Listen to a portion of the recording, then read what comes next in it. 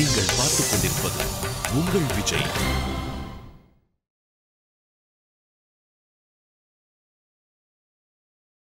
திருக்கண்ணமங்கை ஆண்டான்னு ஒரு மகாச்சாரியர் இருந்தார். அவர் பெருமாளுக்கு நித்தியம் சேவிப்பார், கைங்கரியம் பண்ணிட்டு இருந்தார். ஒரு நாள் கோவில்லேருந்து வெளியில் வரச்சே 2 நாய்கள் சேர்ந்து சண்டை போட்டுருந்தது. ஏன் சண்டைன்னு 2 நிமிஷம் நின்று பராக்கு பார்த்துட்டார். பார்க்க மாட்டார். ஆனால் அன்றைக்கி என்னமோ விசித்திர சங்கல்பம் பார்த்தார். ஒன்றுக்கொன்று கடிச்சின்றது, பிராணம் படுத்து. 2 நாய்க்கும் உரிய எஜமானர்கள் வந்தார். என் நாய் தான் தப்பு, உன் நாய் தான் தப்புன்னு சண்டை வலுத்தது. 2 பேரும் கத்திய உருவிண்டு ஒத்தருக்கொத்தர் குத்திக்கவே போயிட்டா. இதை பார்த்துன்றவர் நினைக்கிறார், ஒன்றுமில்லாத ஒரு நாய், இதை தன் சொத்து தான் தான் காப்பாற்றணும்னு இந்த எஜமானன் எவ்வளவு ஒரு பிடிமானத்தோடு இருக்கிறான். ஒரு நாயை ரட்சிக்க அதனுடைய எஜமானன் இவ்வளவு பிரயத்தனப்பட்டால், அப்போ அடியேங்கிற ஒரு ஜீவாத்மாவை ரட்சிக்க இந்த பகவான் எவ்வளவு பிரயத்தனப்பட மாட்டார். அதனால் அடியேன் அவருக்கு சொத்து, அவர் தான் இந்த சொத்தை ரட்சித்தாக வேண்டும். இதன் பொறுப்பு என்னதல்ல, இதை ரட்சிக்க அடியனுக்கு தெரியவும் தெரியாது, இந்த பொறுப்பு அடியேனதும் அல்ல, அந்த பொறுப்பு உடையவனையே சாரும் என்று நினைத்து வியாபாரத்தை விட்டார்.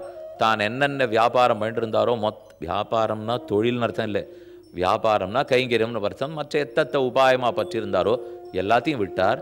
எங்கேயும் போக்குவரத்தை நிறுத்தினுட்டார். அந்த க்ஷேத்திர வாசல்லே இருப்பார், போவார், பெருமாளுக்கு கைங்கரியம் பண்ணுவார், அங்கேயே வாசல்லே இருப்பார். அப்படியே நித்திய கைங்கரியத்திலே காலத்தை கழிச்சுட்டார், மோட்சத்துக்கே போட்டார். மற்ற எல்லா வியாபாரத்தையும் விட்டார்னு சொல்லுவார்கள். அவரை பற்றி ஒரு அழகான சரித்திரம். அவர் நித்தியம் அலகிடுதல்ங்கிற திருப்பணி செய்து வந்தார். அலகிடுதல்னா பெருக்குதல்னு அர்த்தம். திருவனந்தபுரத்திலே பெருக்கினால், பெருமானுடைய திரு சன்னிதானத்துக்கு முன்னே பெருக்கினால் நம் பாபங்கள் அத்தனையும் பெருக்கப்படும்னு நம்மாழ்வாருடைய பாசுரம். கடைத்தலை சீக்க பெற்றால் கடுவினை களையலாமேனுட்டு திருவாய்மொழியில் 10ஆம் பத்து 2ஆம் திருவாய்மொழி பாசுரம். அடியார்களே, என்னுடைய சிஷ்யர்கள்னு யார் இருந்தாலும் நேர திருவனந்தபுரத்துக்கு போங்கோ, அனந்த பத்மநாப சுவாமியை சேவியுங்கள், கையில் தொடப்பத்தை எடுத்து அவன் சன்னிதானத்தை நன்கு சுத்தம் பண்ணுங்கள். பண்ணினால் அங்கே இருக்கிற அழுக்கு எப்படி போகுமோ அதை போல உங்களுடைய பாபங்களெல்லாம் போயிடும் என்று நம்மாழ்வார் உபதேசிக்கிறார்.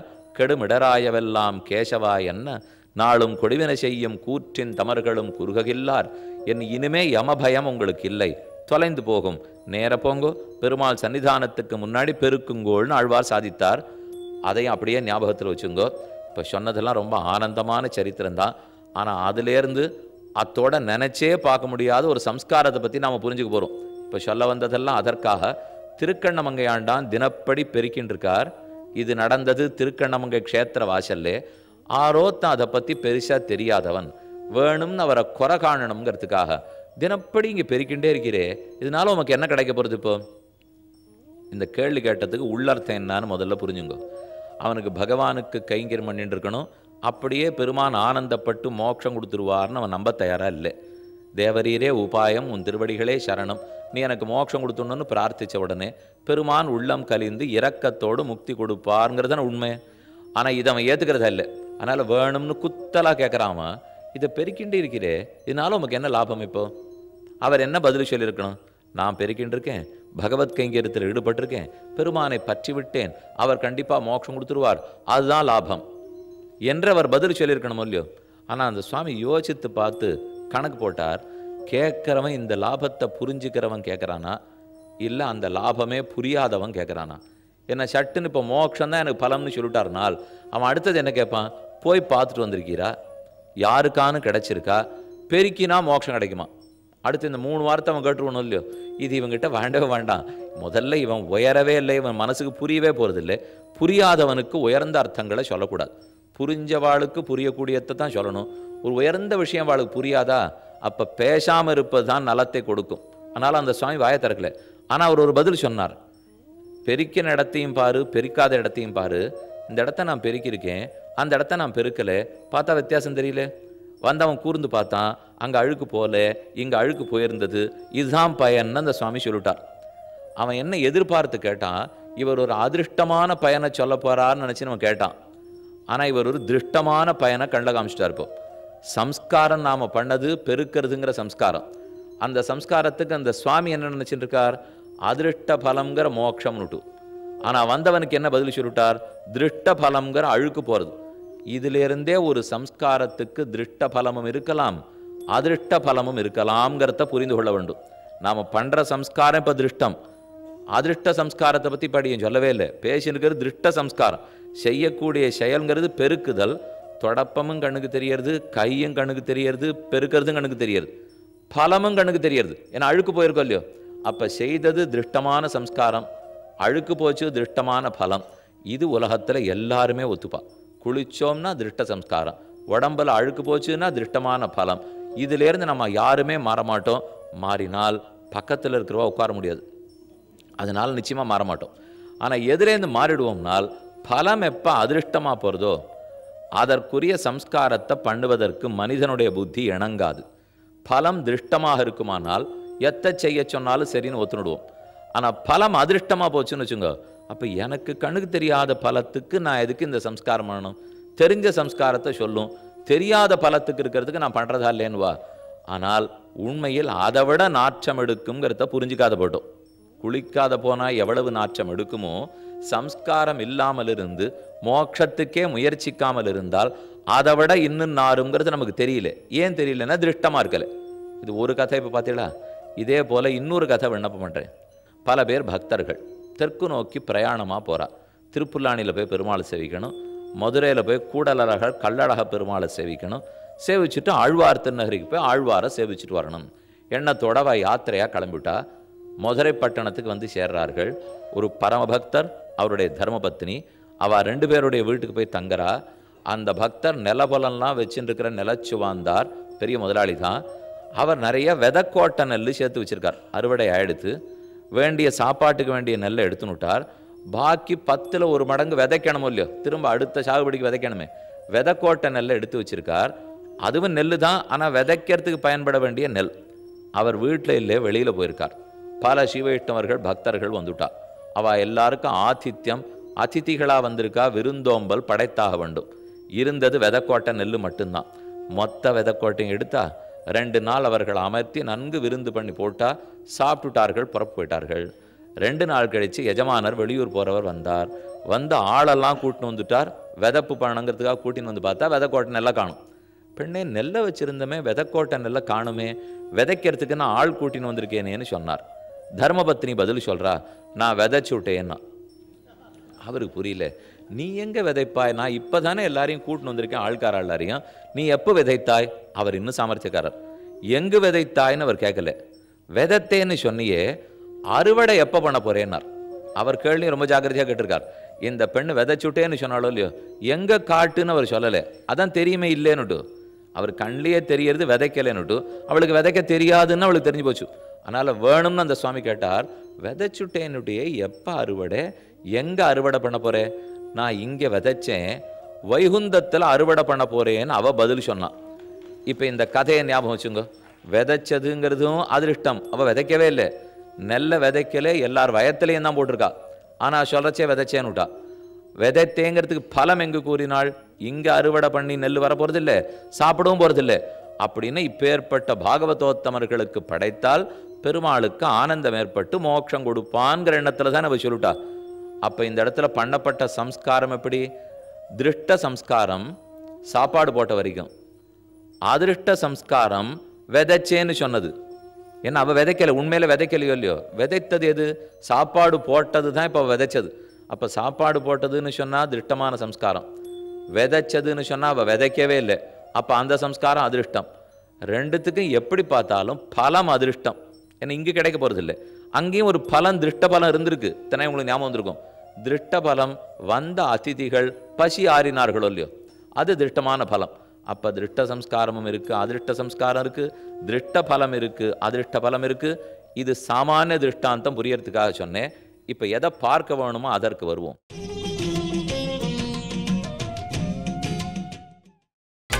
நீங்கள் பார்த்துக் கொண்டிருப்பது உங்கள் விஜய். திருஷ்டமான சம்ஸ்காரம் பண்ணுறோம், அதற்கு திருஷ்டமான பலம் கிடைக்கிறது. எல்லாருக்கும் தெரியும்.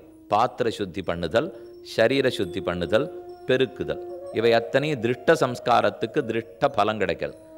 அதே அடுத்தது சம்ஸ்காரம் திருஷ்டமாக இருக்குது, ஆனால் பலம் அதிருஷ்டமாக இருக்குதுன்னு வச்சுப்போம். சம்ஸ்காரம் திருஷ்டமாக இருக்கிறதுனால் சாஸ்திரத்தில் ஒரு வாக்கியம் வருது, விரீஹீன் அவஹந்தி.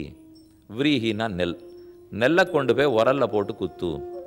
அந்த நெல்லை எடுத்துக்கொண்டு மேற்கொண்டு நன்னா தளிகை பண்ணினா மாவு கிடைக்கும். மாவை அடையா தட்டு, அந்த அடைய புரோடாசமாக வைத்துக்கொண்டு யாகம் பண்ணு யஜ்யம் பண்ணுன்னு சாஸ்திரம் சொல்கிறது. அப்போ அந்த நெல்லு குத்துன்னு சொல்லி பாருங்க. இது திருஷ்டம் நினைக்கிறீங்களோ இல்லையோ, ஆனால் இது அதிருஷ்டம். ஏன்னு சொல்கிறேன், உரல்ல போட்டு நெல்லு குத்தினா தான் நெல்லு குத்தினதா, இல்லை அந்த நல்ல நகத்தாலே எடுத்துருக்கலாமோ இல்லையோ? சுவாமி நீர் எதுக்கு உரல்ல குத்துறது நகத்தில் கிழிக்கிறதுன்னு எதையோ பற்றி பேசின்னு இருக்கீள். எவ்வளவோ சுலபமான வழிகள்லாம் இன்றைக்கி இருக்கிறச்சே, ஏன் அதெல்லாம் அவங்களுக்கு புரியாதானால்? அடியன் வேத வாக்கியத்தை பற்றி பேசின்னு இருக்கேன், இன்றைக்கி இருக்கிற யந்திரங்களை பற்றியெல்லாம் இப்போ சொல்லிட்டு இருக்கல. அதனால் அதுக்கு அறிந்தது விரீஹின்னு அவஹந்தி, உரல்ல போட்டு நெல்லு குத்து. உடனே அதற்கு இருக்கிற பூர்வபக்ஷி சித்தாந்தி 2 பேரும் பேசிக்கிறா, உரல்ல நெல்லை குத்தி விடுறேன், நெல்லில் இருக்கிற உமியை நீக்கிறது பயனா இல்லை உரல்ல போட்டு நெல்லு குத்துறது பயனா? 2த்துல எது சாஸ்திரம் சொல்ல வருது? அது தானே அதுக்கு வித்தியாசம் சொல்கிறது. அரவை இயந்திரம் இருக்கும், கல்லால் பண்ணப்பட்ட அரவை, அதில் போட்டு உமியை நீ எடுத்துடக்கூடாது, உரல்ல தான் போடணும். அதனால் உமி எடுக்கிறது முக்கியம் இல்லை, உரல்ல போட்டு உமி எடுக்கிறது முக்கியம்.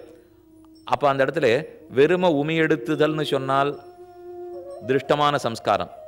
ஆனால் உரல்ல இட்டுத்தான் உமி எடுக்கணும்னு சொன்னால் அது வெறும் திருஷ்டத்தோடு அங்கே நிற்கலையோ இல்லையோ? ஏன்னா வெறும திருஷ்ட பலன்தான் அதுக்கு தேவைன்னு சொல்லியிருந்தால் எப்படி வேணால் உமி எடுக்கணும்னு சொல்லியிருக்கலாமே. அப்போ செயல் உரல்ல போட்டு உலக்கையை வச்சு நெல் குத்துறதுங்கிறது செயல், அது திருஷ்டமான செயல். ஆனால் அந்த திருஷ்ட செயலுக்கு என்ன பலன் கிடைக்க போகிறது? இந்த யாக யஜ்யத்தை பண்ணி சொர்க்கத்துக்கு போகிறானே, அது அதிருஷ்டமான பயனா? அப்போ திருஷ்ட செயலுக்கு திருஷ்ட பயனும் பார்த்தோம், திருஷ்டமான செயலுக்கு அதிருஷ்டமான பயனும் பார்த்துட்டோம். அதுக்கப்புறம் செயல் அதிருஷ்டம், ஆனால் பலன் திருஷ்டம். காரீரி இஷ்டிங்கிற யாகம் உண்டு. இப்போ இன்றைக்கி தேதிக்கு ரொம்ப முக்கியமான உதாரணம் இதுவாக தான் இருக்கும். மழை வேணும்னா காரீரி இஷ்டி யாகம் பண்ண வேண்டும்.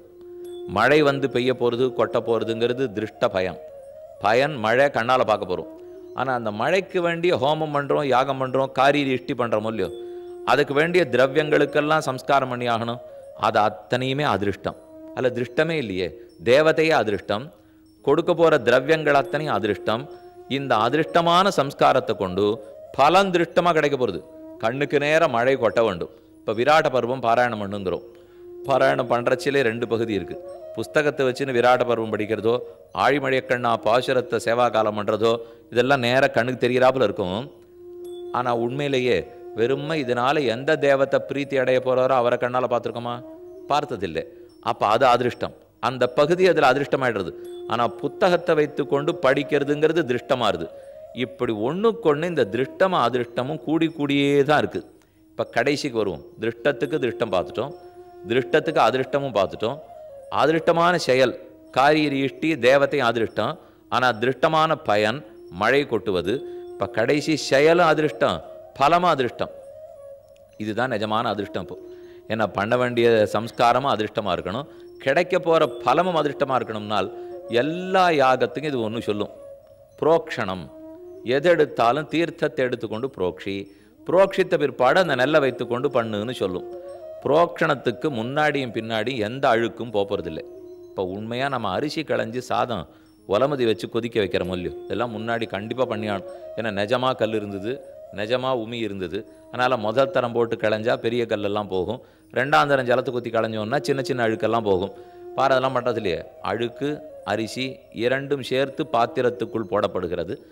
அதை நம்ம திருகி விட்டுட்டோம்னா எல்லாம் சேர்ந்து கொதிக்கிறது, எல்லாம் சேர்ந்து முடிஞ்சு போடுறதுன்னு வச்சுக்கோ. ஆனால் அந்த நாளில் இப்போ அரிசியை தனியாக 2 தரம் களைஞ்சின்னு இருந்தோம். களைஞ்சு அழுக்கு போகிறது தெரியாது, அதை போல் அரிசியை களைஞ்சி அழுக்கு போகிறது புரியுறது. ஆனால் சாஸ்திரம் அதெல்லாம் சொல்லலை. இப்போ தீர்த்தத்தை தொட்டுக்கோ விரீஹின் புரோக்ஷதி, இதை புரோக்ஷணம் பண்ணுனால் ஒன்றும் வித்தியாசமே இருக்காது. நிஜமாக தான் அழுக்கு போட போகிறதா? அதுக்கு தான் கீழே அர்ச்சக சுவாமி பண்ணுறதை சொன்னேன்.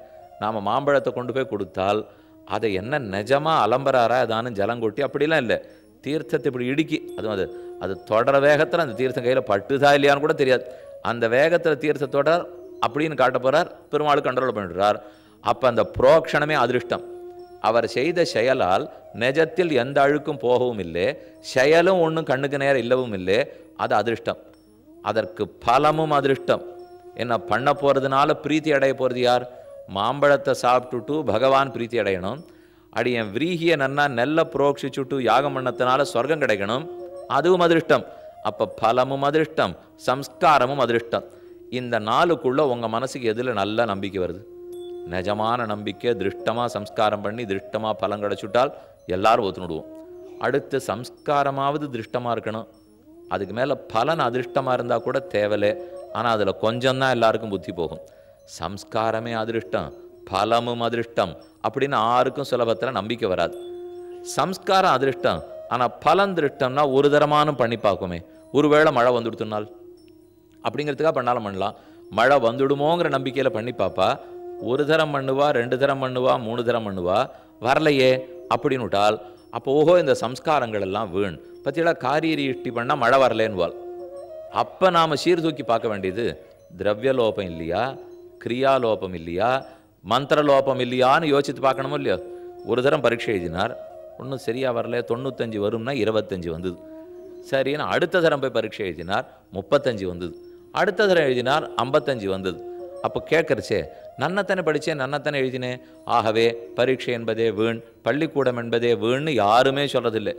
எத்தனை தரையாக இருந்தாலும் நான் சரியாக படிச்சிருக்க மாட்டேன், நீ ஒழுங்காக பரீட்சை எழுதியிருக்க மாட்டேன், படிக்கச்சே ஒழுங்காக படிச்சிருந்தாலும் எழுதச்சே மறந்து போயிருக்கும், இத்தனையும் சொல்கிறோமோ இல்லையோ. ஆனால் காரியரி இஷ்டி பண்ணி மழை வரலைன்னா மட்டும் இதை போல் எந்த ஆராய்ச்சியும் போக மாட்டோம். வேதம் வீணா சொல்லியிருக்கு, இந்த சம்ஸ்காரத்தினாலெல்லாம் ஒன்றும் பலமே கிடையாது, இது இப்போ எதுக்காக பண்ணணும்னு அடுத்த நிமிஷம் முடிக்கு வரமோ இல்லையோ. அதே போல் பரீட்சையில் ஒழுங்காக நமக்கு மதிப்பெண் வராட்டால் ஆகவே பரீட்சையை வீண் என்று அடுத்த தடவை மதிப்படுறதே இல்லை. அப்போ மட்டும் 18 தடவை யாரோ படையெடுத்தான்வளே, அதை போல் எத்தனை தரம் படையெடுக்கணுமோ திரும்ப திரும்ப பரீட்சை எழுதி பார்த்துட்டே இருப்போம். ஆனால் சம்ஸ்காரம்னு வரச்சே மட்டும் ஒரு தரம் பண்ணி மழை வரலைன்னால் தப்பு எங்கிட்ட இருக்குமாங்கிறத பற்றியே யோசிக்காமல் சாஸ்திரம் சொன்னது போயின்னு சட்டுன்னு மனசில் தோணிப்படுறது.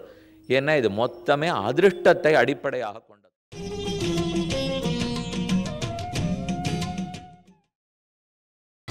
நீங்கள் பார்த்துக் கொண்டிருப்பது உங்கள் விஜய். கண்ணால் பார்க்கிறத மட்டும் வைத்துக்கொண்டு சம்ஸ்காரத்தை புரிந்து கொள்ள முடியாது. உபநயனம் போன்றதுனாலே இந்த குறுக்க பூணூல் போன்றிருக்கேன், என்ன சுவாமி முன்னாடியும் பின்னாடி ஒரு வித்தியாசமும் தெரியல. 7 வயசாச்சு பிள்ளைக்குங்கிறதுக்காக ஒரே ஒரு வித்தியாசம், 2 லட்ச ரூபா செலவழிஞ்சுது.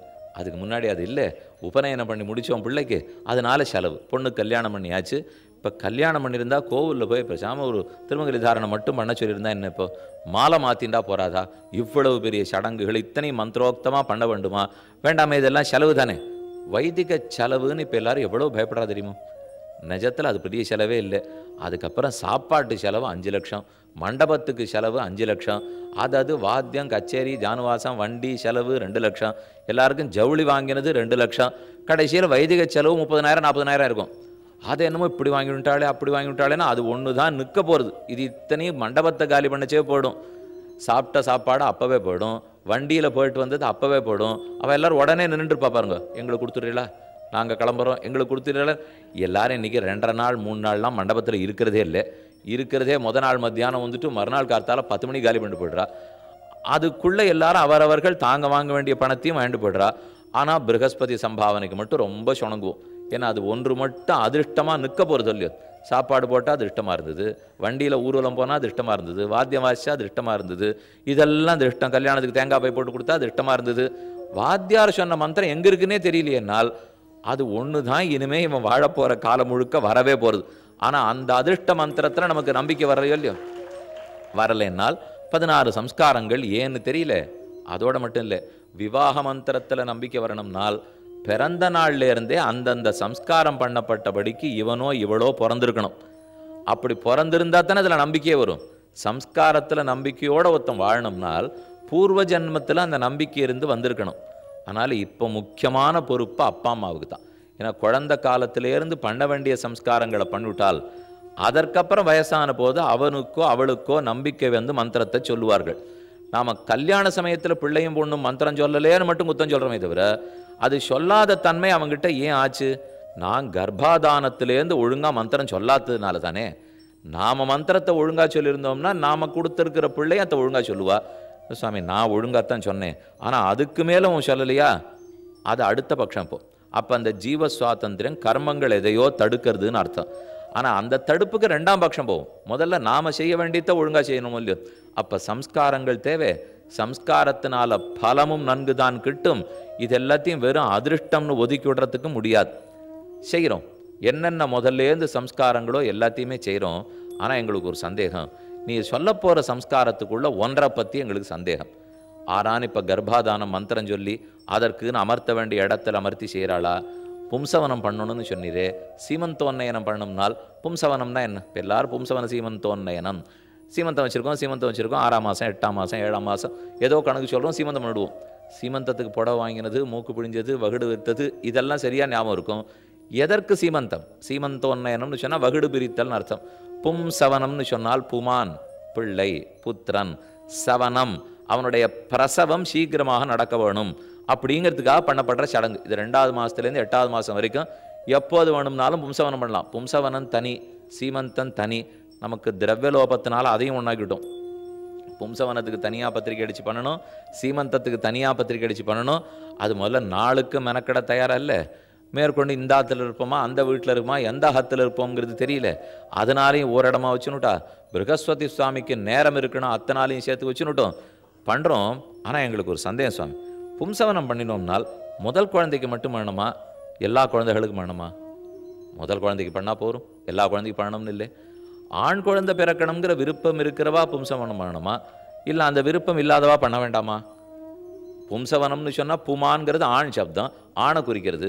ஆண் குழந்தை பிறக்கணுங்கிறதுக்காக ஆசை இருக்கிறவா பண்ணட்டும். எனக்கு பெண் குழந்தை பிறந்தா எனக்கு ரொம்ப திருப்தி, அப்போ நான் பும்சவனே பண்ண வேண்டாமா? இல்லை பண்ண வேண்டும். அப்படின்னா சாஸ்திரம் ஒருதலை பட்சமாக இருக்கோ? ஆண் குழந்தை பிறக்கணுங்கிறதுக்காக பும்சவனம் பண்ணுங்கிறது. அப்போ சாஸ்திரத்துக்கு கூட பேதம் இருக்கா, பாகுபாடு இருக்கா? ஆண் பெண்ணுன்னு போய் சாஸ்திரம் பார்க்கலாமா? ஆத்மாவை பார்க்க வேண்டிய சாஸ்திரம் ஆண் குழந்தைக்குன்னு ஒரு சடங்கை போய் வைக்கலாமான்னு அடுத்த கேள்வி வரும் இல்லையோ? கேள்வி இப்படி என்பது சொல்ல போகிறதில்லை, கேள்வி மட்டும் ஞாபகம் வச்சுங்க. ஏன்னா எப்போ பும்சமானம் வருமோ அந்த 16க்குள்ளே அப்போ இந்த கேள்விகளுக்கு பதில் சொல்கிறேன். அதனால் நம்ம பண்ணணுமா வேண்டாமா அப்படிங்கிற சந்தேகம் வரும். ஆனால் யாருமே இந்த சொர்க்கத்துக்கு போகிறதுக்காக ஜோதிஷ்டோமம் பண்ணணுமா வேண்டாமா கேட்குறதில்லை, சந்தியாந்தனம் பண்ணணுமா வேண்டாமா கேட்கல. ஆனால் பும்சவனம்னு வரச்சே மட்டும் நமக்கு ரொம்ப நெருக்கமான கர்மான்னு தெரியறது. ஆனால் அது பண்ணணுமா வேண்டாமாங்கிற சந்தேகம் இருக்குது. இப்போ நாம் பார்க்க போகிற 16 கர்மங்களுக்குள் கிடுகிடுகிடுன்னு இருக்கிற 14 கர்மங்கள் வரை ரொம்ப சுலபம். அதுக்கப்புறம் 15ஆவது கர்மா தான் விவாகம். விவாகம் முடிந்ததுன்னு 16ஆவது கர்மா மரணம் அபரகாரியம். அதோட ரொம்ப சீக்கிரம் முடிச்சுட்டு சாஸ்திரம். முன்னுரை ரொம்ப பெரியது, விவாகம் ஆச்சு. அதற்கப்புறம் வேண்டியதுங்கிறது கர்ப்பாதானமோ குழந்தை பிறந்ததோ முதல்லேருந்தே சொல்லிடுத்தோ இல்லையோ? அதனால் விவாகம்னு முடிந்தால் அடுத்தது அபரகாரியம்தான். இந்த காரியங்கள் எல்லாமே கிருஹ்ய சூத்திரங்களில் உள்ளன. கிருஹ்ய சூத்திரம்னா என்ன, தர்மசூத்திரம்னா என்ன, ஸ்மிருதிகள்னா என்ன, இதை கண்டிப்பாக நாம் தெரிந்து கொள்ள வேண்டும். அப்போ இந்த 16ம் செய்யத்தக்கவை. இது இத்தனை நல்ல பலத்தை நமக்கு கொடுக்கும். அதிருஷ்டமார்க்கேங்கிறதுக்காக நம்பிக்கை இல்லாமல் விட்டுவிடக்கூடாது. அதிருஷ்டமும் கண்டிப்பாக பகவானே அதிருஷ்டம் தானே. நம் கண் முன்னால் பகவான் நித்தியம் சேவிச்சுருக்கலையே, அர்ச்சாரூபத்தில் சேவிக்கிறோம், அர்ச்சாரூபத்தில் தான் நம்புகிறோம். அவருக்குத்தான் இத்தனை பூஜை புனஸ்காரங்களையும் பண்ணிட்டு இருக்கோம்.